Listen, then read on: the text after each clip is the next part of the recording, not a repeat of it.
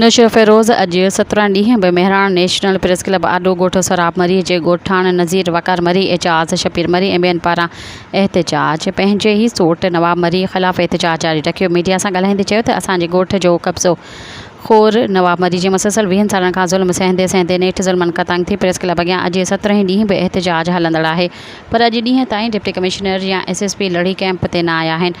असांजी 14 एकड़ ज़मीन ऐं शहर में जॻहियुनि ते कब्ज़ो कयो वेठो आहिनि। असांखे नवाब मरीअ तरफ़ां मुसलसल एहतजाज खां पोइ जान खां मरण जूं धमकियूं मिलंदियूं रहंदियूं आहिनि।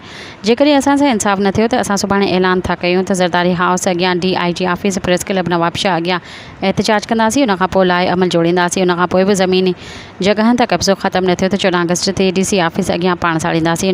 हिते असांखे 17 ॾींहं थी वियो आहे सरापा एहतजाज आहियूं।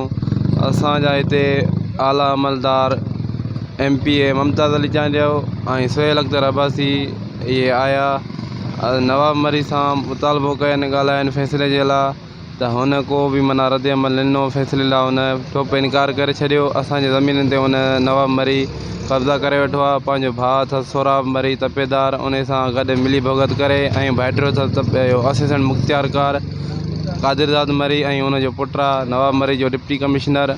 उन जे ज़ोर ते असांजे ज़मीन ते कब्ज़ा करे वेठो आहे। मां पाण कैडेट कॉलेज जो स्टूडेंट आहियां।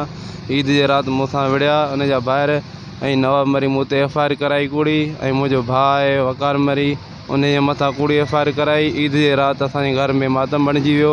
असांजे मथां कूड़ियूं FIR कराई वियूं, विढ़िया बि असां सां, हक़ बि असांखे आहिनि। कोर्टनि में असांखे गिलियो अथनि, इंसाफ़ असांखे न आहे मिलियो। न ई असांजी का इंथी कढी आहे उन्हनि जे ख़िलाफ़ु, न का अहिड़ी कानूनी कार्रवाई कई वई आहे।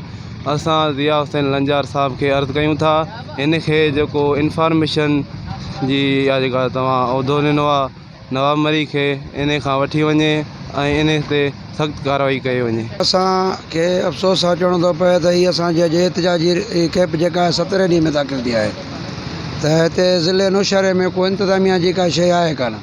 भले हिकिड़े खे ॿिए खे मारे ख़तमु करे क़तलु करे विझूं, माण्हू 50-50 वञे त हिते को इंतिज़ामिया जो नालो कोन्हे। पोइ जॾहिं मरंदा पोइ वरी इहा पुलिस बीहंदी, पोइ तुंहिंजो SP बि ज़ाहिर थींदो, पोइ DC बीहंदा, पोइ वरी इंसानी तंदी मारा सभु गॾिबा।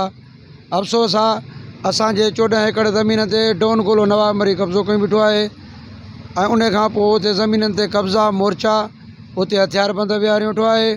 ज़मीन ते उते असांखे पंहिंजो कहणु कोन थो ॾिए। हींअर ज़मीन जी पोखाई पई थी हले। असां हिते प्रेस ते वेठा आहियूं एहतजाजी पुरअमन के धरणे में। त अफ़सोस आहे ख़ुदा को इंतिज़ामिया जी का शइ कान्हे। या ॿाहिरि जेको तपेदार सोराब मरी मुख़्तियारकार जेके कादिरज़ाद मरी आहे, DC नौशहरे सां गॾिजी गठमिली करे पाण में असांजा जेके ज़मीननि जा खाता तब्दील करे पंहिंजे नालनि में उन्हनि में विझी अंदरि करे असां सां ज़ुल्म करे छॾनि।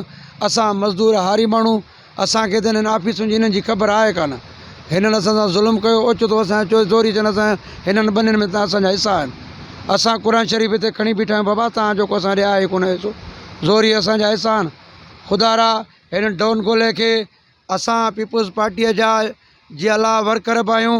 अफ़सोस आहे 17 ॾींहं हिते बेयारो मददगार हिन कैंप में अहिड़े धुप उस में, अहिड़े गर्मी में, जून जुलाई में हिते वेठा आहियूं। अफ़सोस आहे को बि हिते इंतिज़ामिया जी का बि पर हिते असांखे सालण लाइ न आहे।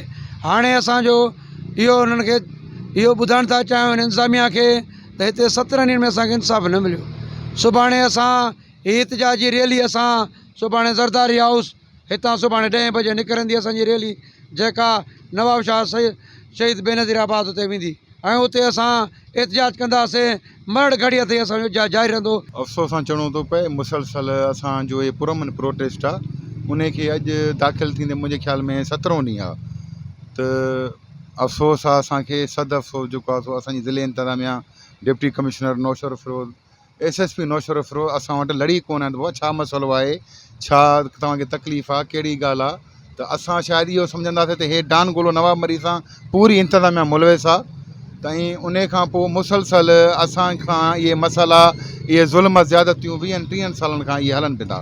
ऐं उन खां पोइ असांजियूं जेके ज़मीनूं आहिनि पंहिंजे ते, इहे हथियारबंद उते मोर्चा, ज़मीनूं मोर्चाबंद हथियारबंद उते विहारे वेठो आहे मुसलसल। ऐं असांजे प्रॉपर्टी ते कब्ज़ा, ऐं असां उन जे बावजूदि जेको आहे सो पुरअमन पंहिंजे प्रोटेस्ट ते वेठा आहियूं। ऐं असां आला इंतिज़ामिया ज़िया हुसैन लंजार खां असां घुर था कयूं त महिरबानी करे असांजो मसइलो हल कयो वञे। सब्सक्राइब कयो अवामी न्यूज़ HD खे ऐं ताज़ा तरीन ख़बरुनि लाइ ॾिसंदा रहो अवामी न्यूज़ HD।